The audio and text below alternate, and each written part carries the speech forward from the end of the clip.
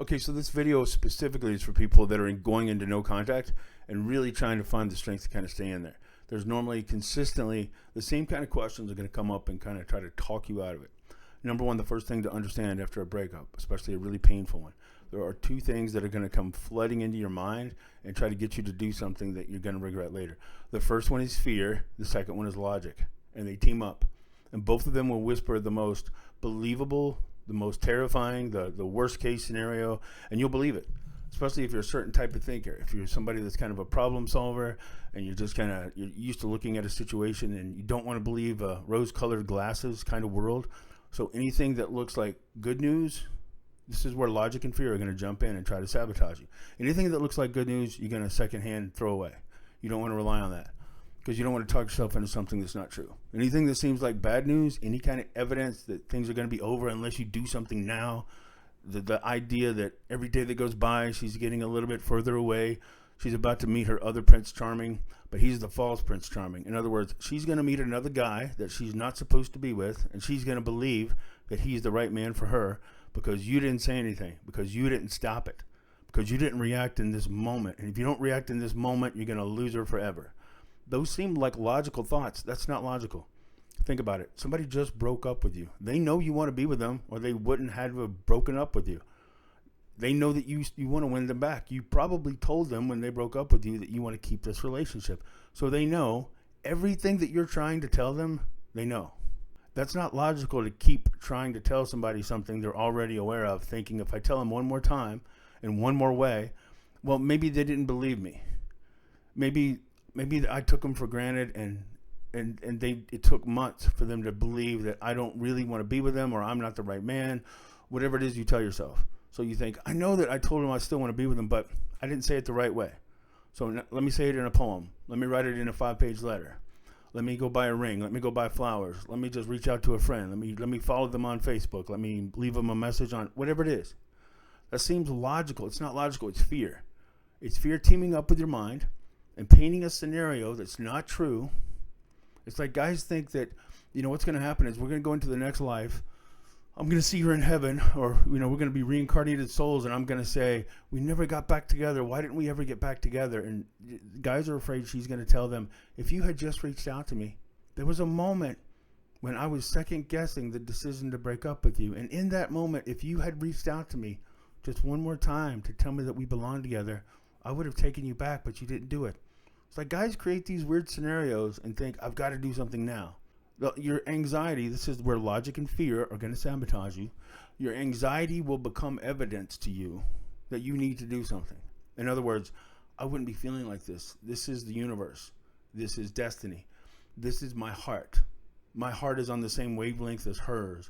I can sense it right now. I can feel it in my chest right now that all she needs to know from me in this moment is that I want her back. And forget what everybody says. Forget what Coach Ken says. I know I need to let her know that she's the one for me. This is my test. What's really going on there is your anxiety and your pain is driving that thought process. Your anxiety is creating a scenario, a world where all you have to do is do something proactive. And if you do it, you're going to win her back. And we have movies, we have TV shows, we have the romance novels that show this working over and over again. Well, think about it. You know what they call television? They call it programming. So when we're watching a movie, it's like we've seen that play out so many times and we're in so much pain that it seems like a really likely scenario, even though there's some part of you deep down that already knows this probably isn't going to work. It's really anxiety and fear driven by what feels like logic but isn't really logical. Remember that. Listen to this part over and over again. Don't let your fear, don't let what you think seems logical convince you that you need to do something, especially if you've already done it. And chances are you've already done it. The second thing that happens, people kind of think, and again, it goes back to logic. People think, well, it's been this long, now I have to do something. One of the number one questions I get, how long do I do no contact? Well, people are asking for two reasons, because no contact is painful. And keep in mind, it's painful. So if you can do something painful, it demonstrates strength. That's one of the reasons it works. Because by the time they've broken up with you, they've probably kind of reassessed who you are. And I'm not trying to sound cruel, but in a way what they've done is they reconsidered your value and lowered it. When they were dating you, they considered you high value. for whatever reason, and it varies from relationship to relationship, not one size fits all, but for whatever reason, they've lowered their value in their life. They've lowered the value of sharing a life with you. So that didn't just happen instantaneously. So they've been thinking about this for a while. So it shifted. When you do something unexpected, and this goes back to human instinct and human behavior, when somebody starts presenting or showing a change in behavior that seems to demonstrate or express more strength, that triggers re-examination. That triggers reanalysis. So when you're in no contact, despite the fact that it's painful because you're dealing with all this anxiety and all this fear and all these thoughts that seem logical about why you need to do something, that's painful, that's hard. It's supposed to be hard, it's supposed to be painful. But while you're doing it and you're triggering all these thoughts of fear in you, well, you're also triggering thoughts of reanalysis in them. In other words, you're not reacting the way they thought you would. They kind of knew when they broke up with you, in most cases, that you're going to try to talk them out of it, that you didn't want this. So in other words, it's like they broke up with you and they knew that you didn't have any choice. You had to kind of leave the relationship, but they thought you were going to stay out on the porch. They thought you were going to stay close by. Most people assume that if they break up with you and you don't want to break up, you're going to try to talk them out of it multiple times. And maybe you did. But when you stop trying to talk them out of it, you're now expressing a strength that you didn't show right after the breakup. You probably didn't show that strength just before the breakup. So it's supposed to be scary for you because it feels like risk. But by doing something that's difficult, something that's hard, something that goes against your instincts, you're actually projecting strength. Then logic comes sneaking back in. Well, now you're doing something risky. You're not going by emotion. You're not going by fear. How long do we have to do this? This is painful. How long do we have to do this? And then we believe this one lie is probably the most common lie that I hear. Every day that goes by, I think she's just getting further away from me. Every day I don't hear from him, that's probably a good sign that he's not thinking about me at all. I'm losing my chances. And no contact seems to make sense. And chasing them didn't work, but I'm losing faith. Every day gets a little bit harder. And every day is just more evidence that they're getting further away from me. We tend to think of ourselves and other people in very inhuman, illogical ways. The truth is, nobody's wired unless you're a psychopath. You don't just get over somebody. I was over them at a 9 yesterday, and now I'm over them at a 10 today. Tomorrow I'm going to be over them at an 11. That's not how the human mind and human emotions actually works. We're not like rocket ships. Like, in other words, every day I'm getting a little bit higher and a little bit further away from Earth, right? Just distance every day, consistent. In real life, with human emotions, what happens is it's more like a stock market. And run this test on yourself. See if I'm telling you the truth. Be aware of your own emotions. Are you doing this? Right? You probably have days where I can't believe how much better I'm feeling. I am going to get over this. I am going to recover. You know what? They were lucky to have me. I can find somebody else. And then boom. Maybe the next hour. Maybe 2 hours from when you were feeling better than ever. Maybe 2 days. But you're going to have this other drop. And one of the reasons you're going to have a drop is that they still haven't reached out to you. By them demonstrating strength, it triggers a reanalysis in you. And when you reanalyze, you think, well, maybe I've lost them forever. And if I have, their value goes up, my anxiety goes up, my compulsion to chase after them goes up. What you're experiencing there, that's human emotion. That's human behavior. That's human instinct. Well, if you're feeling it, they're going to be feeling it too. So stop believing this lie that every day that goes by that you're not reaching out, they're getting further away. Look at it like this. When they broke up with you, the attraction to you got so low that they decided they didn't want to be with you anymore. Look at the attraction to you as like a wall. And at the peak of attraction to you, that wall was like a mighty and strong and powerful and high wall that went up forever. Well, something happened during the relationship that just tore it down to nothing. Now, every day that you can actually stay in no contact and project strength that you might not necessarily feel every day, it's like you took a big stone and put it back in that wall. At the very least, you're not hurting how they see you. On the other hand, if you reach out to them again and they say no, every time you reach out, you're pushing them further and further away. Every day that you don't, at least you're rebuilding that wall. You're proving strength that they didn't think you had. You might be reproving strength that you don't think you have. So look at it that way. Okay, maybe I didn't hear from them yesterday. Maybe I didn't hear from them today, and maybe I won't hear from them tomorrow. But here's what I know. If I don't reach out today and I don't reach out tomorrow, that's 2 more big stones that I put back in that wall. At the least, I showed them that I'm strong enough, I'm resilient enough, I'm confident enough to move on without them. That's the least you've done. That's a good thing. And I've had clients that can go, look, the truth is there is no magic number. There is no 30 days, 45, 60, 90 days. You get statistically, you get into some realms there. But I've had a lot of clients that come back after 11 months, 10 months, 12 months, 2 years. Now, do you want to go for that? No. No, and it's not what you would call like the target area, and it's not even the majority. The majority of the time, they'll come back between 2 to 4 months.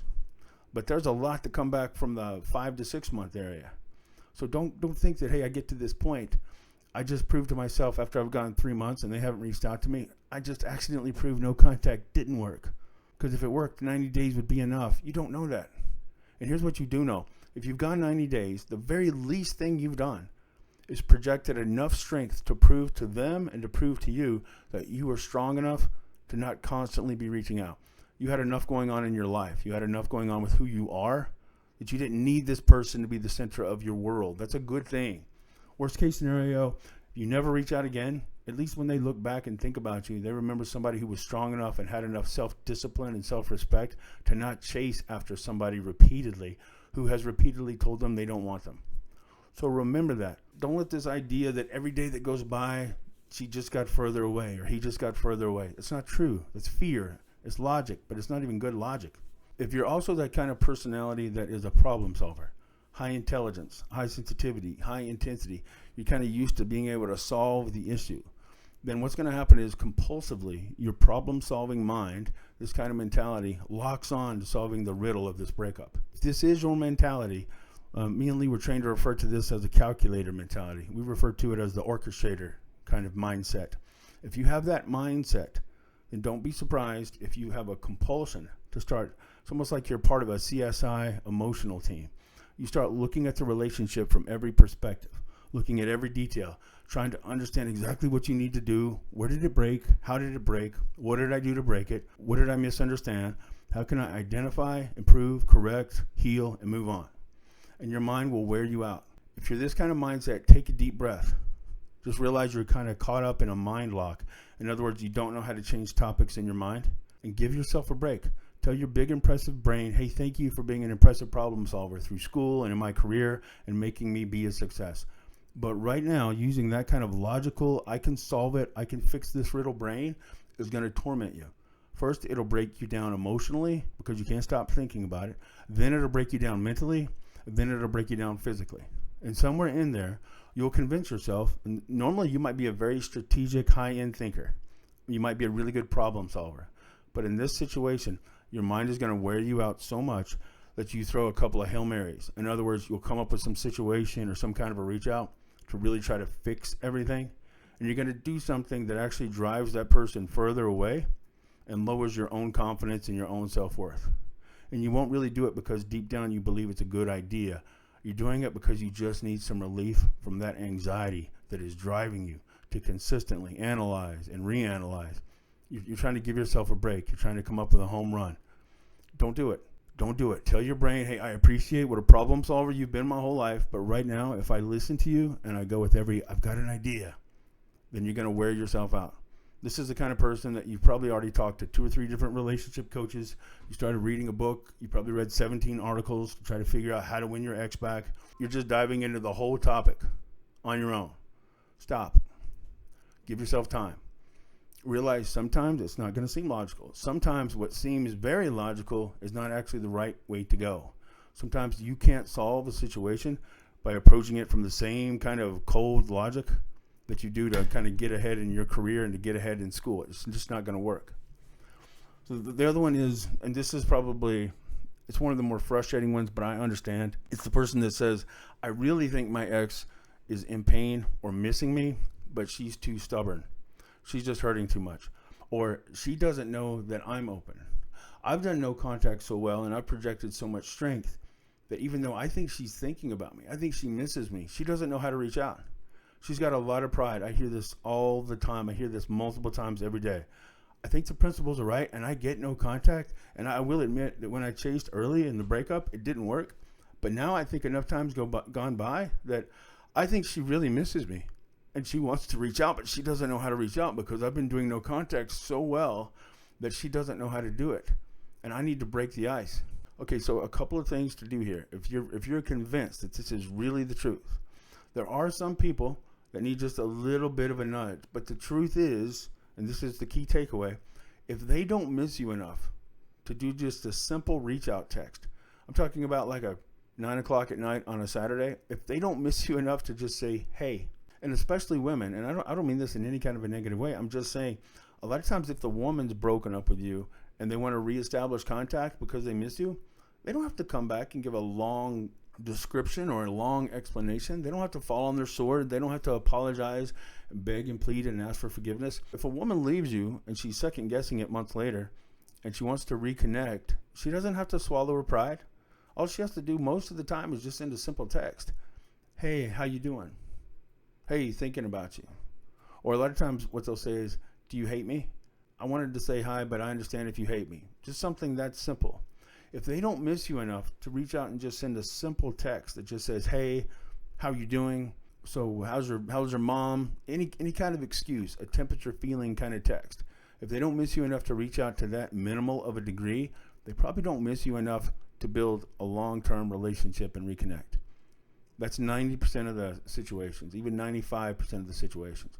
On the other hand, about 70% of people convince themselves that the reason I haven't heard back is because they think I've moved on. Well, look, if they think you've moved on, that's not necessarily a bad thing. You just reproved that you're the kind of guy that, or the kind of woman that has enough worth and value that you're attractive. If they think you've moved on as you're dating somebody else, that's actually a good thing initially. Let them kind of sit with that thought if they do have it. Let them just kind of dwell on that until the anxiety and fear of losing somebody as high value as you has generated enough anxiety that they need relief from it by reaching out to you and making sure. And ask yourself, look, if it was the love of your life and you broke up with them and then you really regretted it, wouldn't they mean enough to you to risk your pride just a little bit? Wouldn't they mean enough to you for you to just send a single text, hi, a single text? So what are you doing? Literally, I've lost track of the times that somebody has come back into a relationship that I've heard about by them just sending a simple text, hi, what are you doing? On like a Saturday, 10 o'clock. I get emails all the time. Coach, she just reached out. He just reached out. What'd they say? They said, hi, what are you doing? Hi, do you hate me? Hi, how's your mom? Sometimes just hi.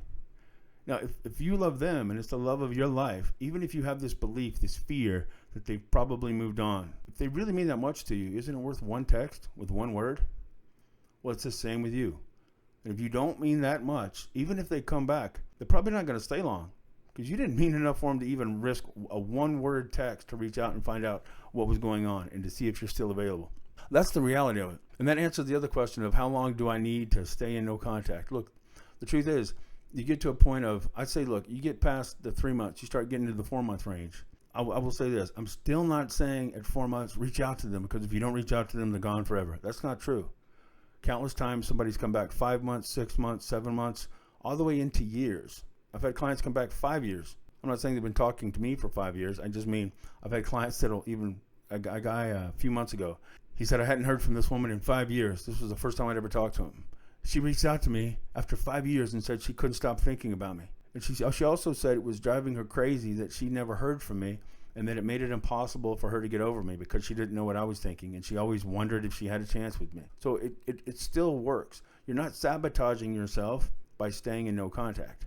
So I would say, though, at least after 3 or 4 months, and I go with 4 months, well, here's what happens. You've just kind of reset the playing field. In other words, I'm still not recommending that you reach out to them, but after 4 months, if you do reach out to them, it's impossible for them to think that you're doing it out of desperation. They can't think, oh, I just broke up with him, and 4 months later, he's still begging. They don't think that.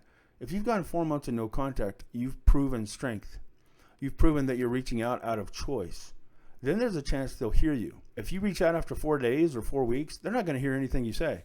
I'm reaching out to tell you that I accept the breakup and I've moved on and I'm strong enough to be on my own. I just wanted to reach out after 4 days or 4 weeks. I just wanted to reach out and tell you that I'm sorry. I just want to tell you that I've heard you. When you reach out that soon after a breakup, they don't hear whatever the message is. All they hear is, I can't live without you. All they hear is, please come back to me. All they hear is, I'm emotionally devastated and I'm not strong enough to be without you, so please come back. Whatever the excuse line is, if you reach out to them too soon after a breakup, all they hear is weakness, dependence, emotional clinginess, and devastation on your part. None of that's attractive. I wish that it were, but none of it's attractive. Now you start going 3 to 4 months. Then when you reach out, even if you just reach out with a subtle message, hey, be great to grab some coffee sometime. I wouldn't recommend leading with that. But if you reach out and just say, hey, how have you been? Then suddenly you're reaching out because you really want to know how they've been. It's not desperation. If it was desperation, you would have reached out sometimes. But you just went 4 months proving you can live without them. So you've earned yourself some credibility. So at least try to go 3 or 4 months. And I say go 4 months because I've had a lot of clients. I've seen it many times where somebody comes back between that 3 and 4 month window. So just hold on. In the meantime, if you reach out just when they were about to hit that tipping point and reach out to you, you did lose a position of strength that you might have been this close to getting. So just kind of keep that in mind. Another one is, can I date? I get this one a lot in No Contact. Is it going to sabotage me? Look, if they break up with you, and let's say they broke up with you because you cheated on them. If they break up with you and you immediately start dating somebody else, yeah, that's probably going to hurt you because you just validated the reason that they don't want to be with you anymore. So that's probably a bad idea. But in a lot of cases, if somebody's told you they don't want to be with you, then in a lot of cases, their value for you has dropped. They don't see you as the high end, the high worth person that maybe they did earlier. That's pretty obvious, right? So the fact that you can start dating somebody, does it hurt you in terms of attraction? No. If your situation is one where they broke up with you because you feel like they started looking down on you, or they stopped seeing you, maybe they saw you as a 10. Hey, maybe they saw you as an 11 or a 12 at some point, but for whatever reason, now they're seeing you as a 6. Well, you dating somebody else is not going to make you less attractive. I'm not saying be inauthentic. I'm not saying go date somebody else just so you can be more attractive to the person you want back. Now you're a manipulator. Now you're kind of a douchebag.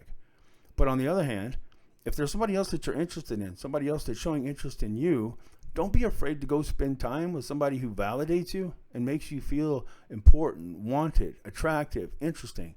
That can kind of help reset how you see yourself. That can help how you carry yourself. That can help you project strength that maybe you were having a hard time projecting because you just started seeing yourself through the eyes of somebody who just broke up with you. So dating somebody else, especially after it's been like a few weeks or a couple of months after the breakup, don't feel like you're going to be sabotaging yourself. I want to ask yourself this. When they broke up with you, if they broke up with you for somebody else, did that make you want them less?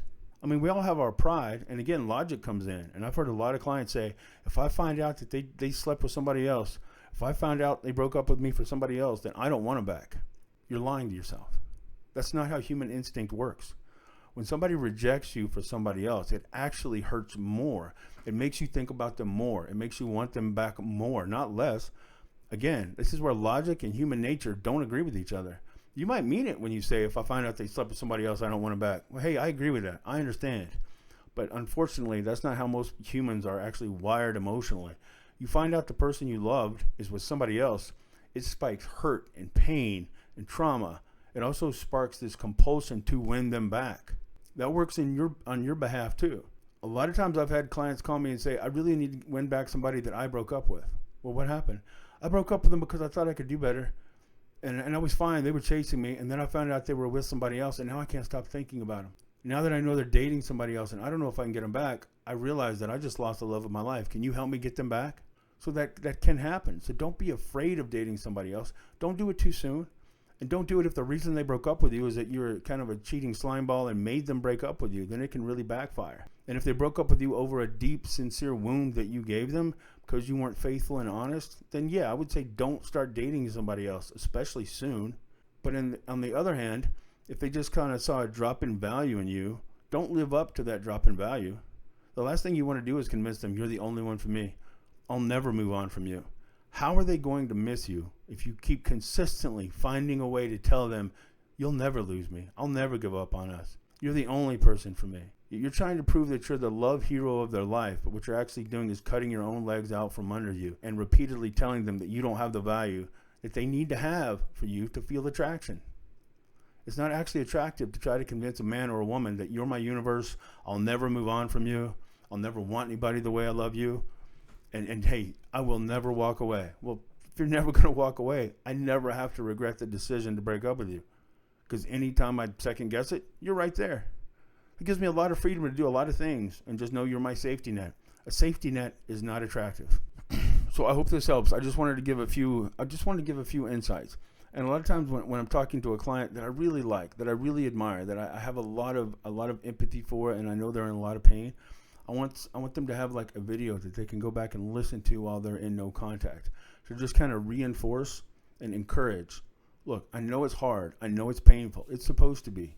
Honestly, if it's triggering fear and hurt in you, then it's kind of demonstrating a strength that you have. Even if it's a strength that you feel like you're faking, that's okay.